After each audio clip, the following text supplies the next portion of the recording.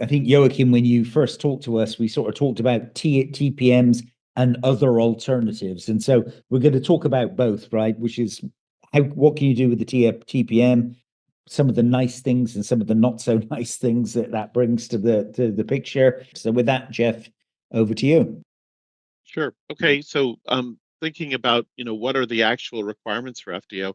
FDO actually does require that the device have a secure storage on it. It does not require that that be a TPM.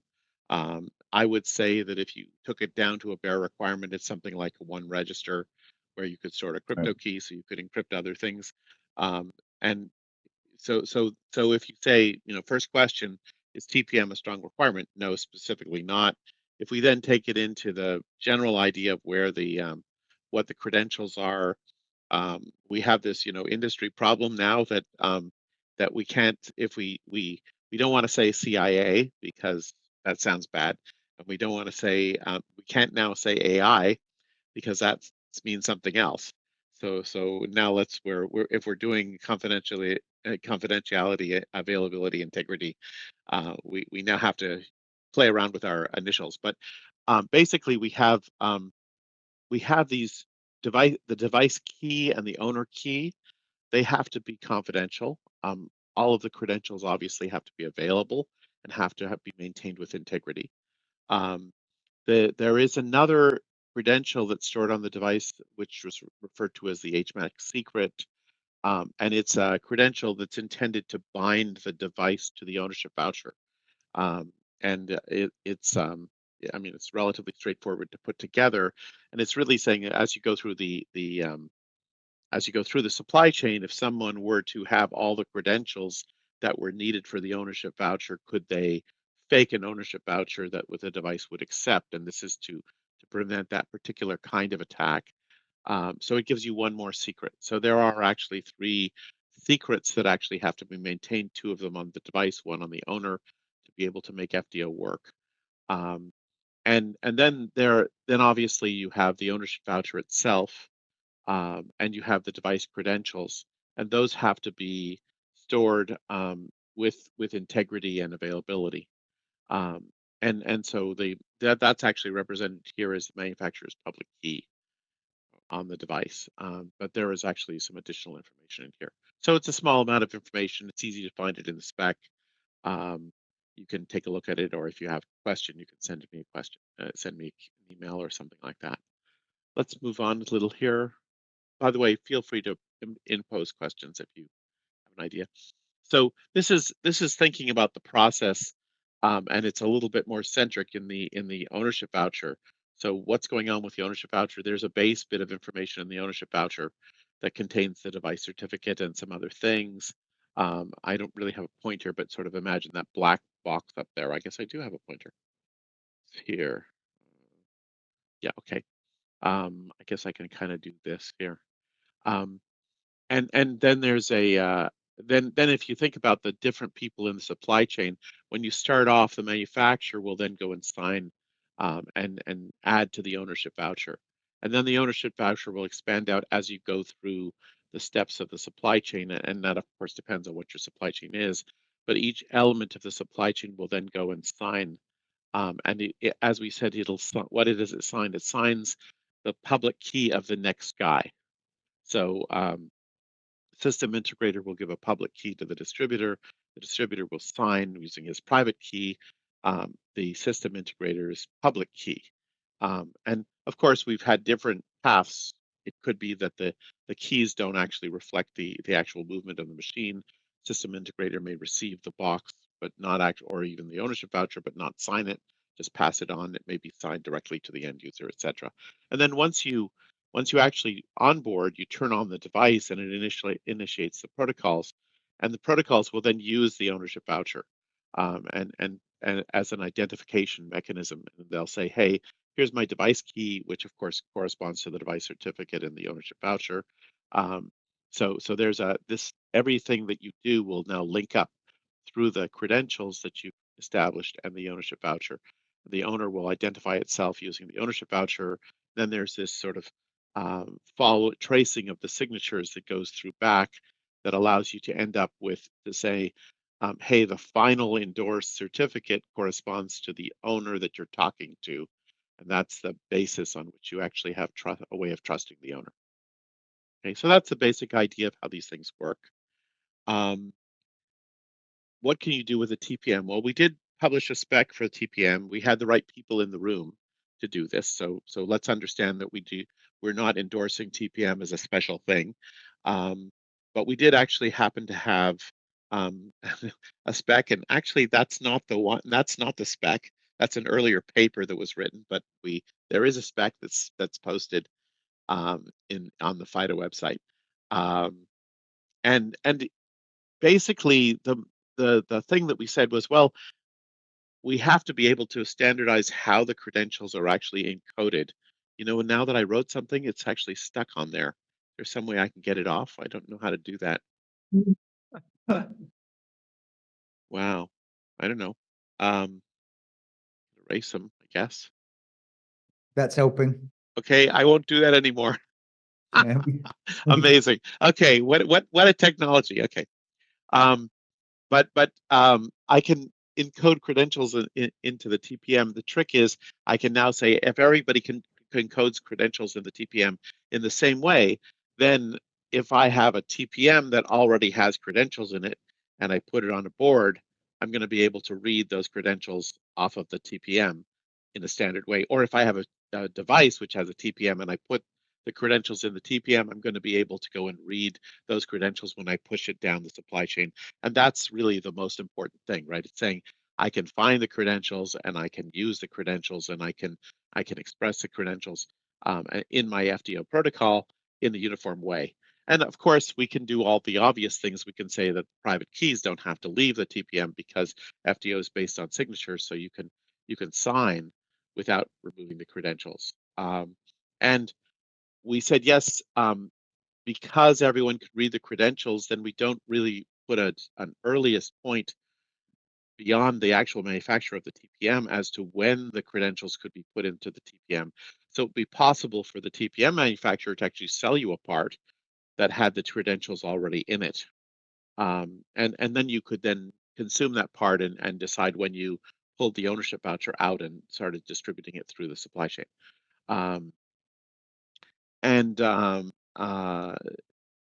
let's see. And of course, okay, other side, you need a TPM. TPM is a little bit more complicated. If it's a discrete TPM, you might have to worry about physical attacks where people pull the TPM off the board, put another TPM on. If you had an integrated TPM into your processor, that might be a little bit better, but that might have its own issues. There's some costs associated with it. And there's the binding between the TPM and the platform is in general a physical binding to the board. So that's the disadvantages of TPM. So all in all, it works kind of well. The If you think about it, the important thing about TPM, let's go through the flows here and take a look at it.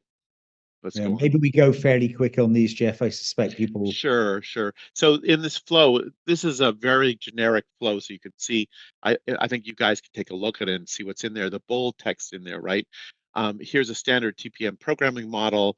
You're at this OEM step, and it creates an ownership voucher as a manufacturing tool and programs the TPM with that information, and then it sends the ownership voucher out, and then the TPM contains the device credentials. So that's a simple way to do TPM. Let's go on. Everyone comfortable on that one? It's kind of the classic model there. So that's the basic model. Let's see. Let's go on. Right. So now we have this idea that we could pre-program the TPM. We talked about it a little bit already. Let's move on. And I'll comment And briefly and on this. we will This say is, that Infineon did it with us, right? And please go ahead. yeah, I was just going to say this is a slide from Infineon, in fact, basically saying that they've partnered with Avnet. So if people want to have pre-programmed TPMs, they can make it happen. It's a service opportunity. So now, if we are using this embedded ownership voucher that is embedded, now this of course has to be a proto ownership voucher. It's really it's not been secured yet, right? Because it has to be sitting in the TPM anybody has to be able to sign it. This was designed into the TPM spec as a way of allowing manufacturers to put FTO credentials into the device. So here's that situation where you say the TPM is configured with this embedded ownership voucher in step 2, and then in step 4, somebody else, now presumably you have made sure that those devices are sealed, right? That you have some physical security on those devices when you get them, but the OEM here is actually extracting the ownership voucher, signing the ownership voucher, and then using it. So that model will work, but you have to really say that you need some tamper-proof enclosures and some kind of security on the device. Let's move on. Sorry, Jeff. There you go. Yeah. Did it work? That's right. Yeah, and so alternately, you could say that you had the TPM manufacturer create the data in the data in the TPM, and then the distributor would pull the data out and then sign it, and now put it in a database, so that that later this ownership voucher is now properly secured to the OEM, so only the OEM can use it, right? So that's a little bit better security model, but there's a little bit more fussing between them. There's a new server involved, so the OEM has some way to get the ownership voucher, right? So here we have the idea of, pre-programming credentials into the device using the TPM. Does it have to be a TPM? There's no intrinsic reason why the device that is pre-programmed with the FTO credentials has to be a TPM, but that's the one we happen to work on first. But you can say, okay, you can remove the need to sign the ownership voucher in real time on a production line. So you can simplify the manufacturing process to say manufacturers know how to take a chip and put it on a board. You can go back to that and say, actually, the TPM manufacturer is taking care of that for you. And you just have to do what you know how to do. You don't have to add additional crypto servers into your manufacturing process. So it could be a stepping stone for a manufacturer So, that wants to go that yeah, path. yeah. Let's see. So This is kind of a we were conversation, thinking a right? little bit. This is a conversational slide, right? We were thinking about how this could apply in here. This could apply to discrete TPMs still. This could apply to firmware TPMs, although you would have to have some other kind of storage, or any kind of trust zone based key management systems. And if you think about it, FDO requires that you have a secure key in the device and some secure device credentials, which are non-confidential. And once you've established that, you can use any solution. So so if Linaro were to go off and develop a solution that people could standardize on and even develop silicon for, uh, it didn't have to be a TPM. It could be an embedded TPM, could be a discrete TPM. You could use that standard we have, or we could develop another standard with you in that So direction. guys, I speak on this a little bit. So obviously I can't say anything about specific vendors or specific projects that we at Dell have been working on, but I can say that we have been working with a numerous amount of ARM ecosystem partners, chips, modules, single boards, computers from a multitude of vendors, and have been looking specifically to enable FDO on these platforms. And obviously this is the first and foremost thing that comes up. So most of these, none of these platforms actually have a TPM on them.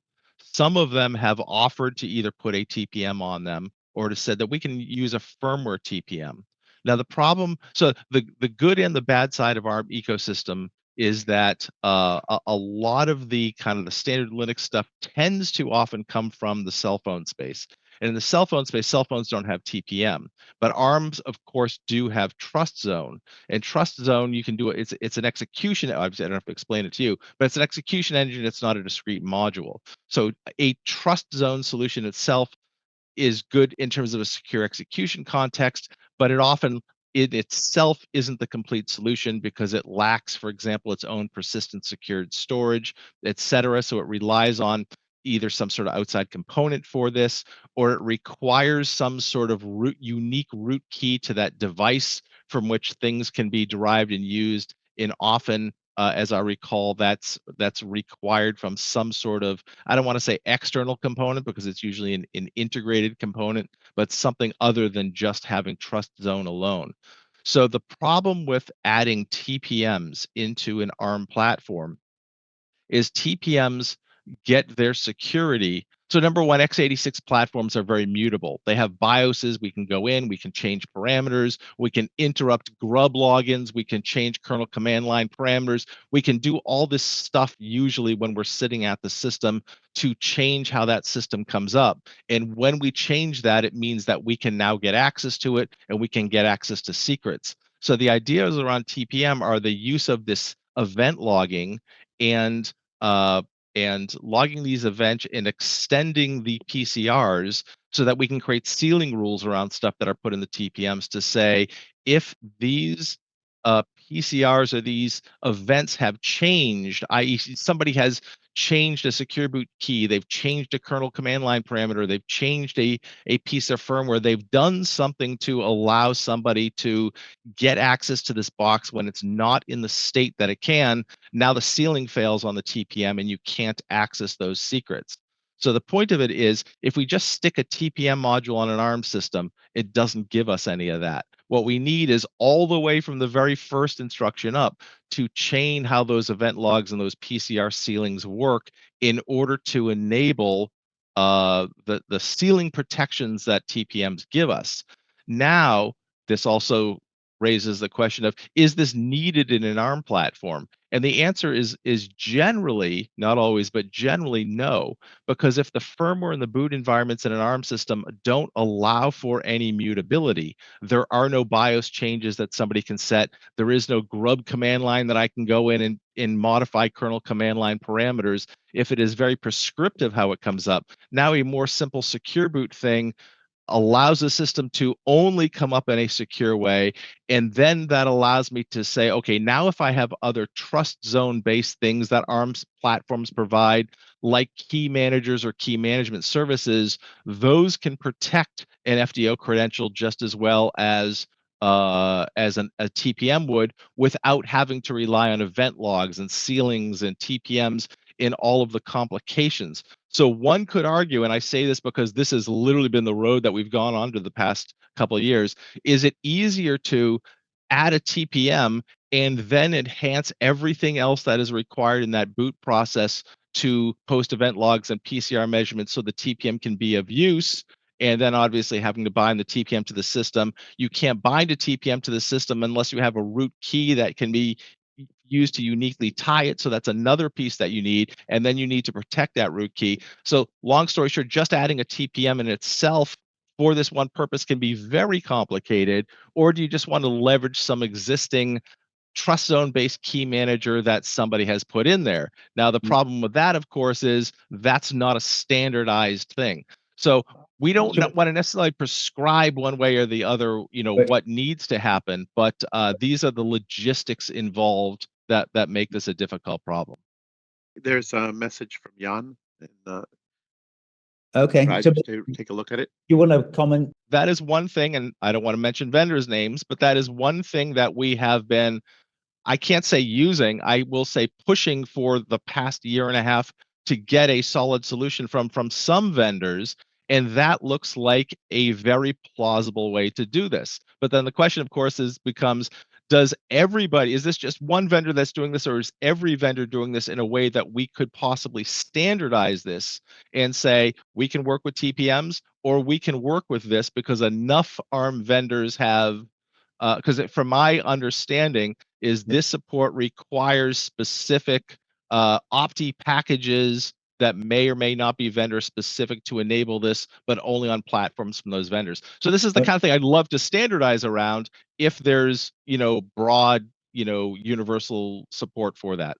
So maybe pause there and give us some feedback, Brad. Some of the vendors that we work with aren't on the list you just provided, case in point. But yes, that's the longer, broader conversation. What Jan is saying is true. You could leverage stuff like a tickets level and TA solution for it as well. But when in time do you program? How do you still get it onto the device, so to say? That's still a little bit of an issue since we want to do it in production.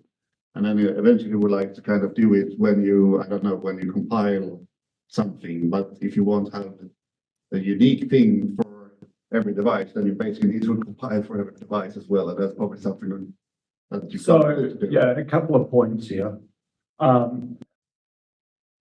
TPMs are widely used on ARM devices. They are widely supported. The advantage of a TPM is the rest of the software ecosystem. So, like, a TPM provides more benefits than just being able to store FTO credentials. They are widely used in the software ecosystem for other things.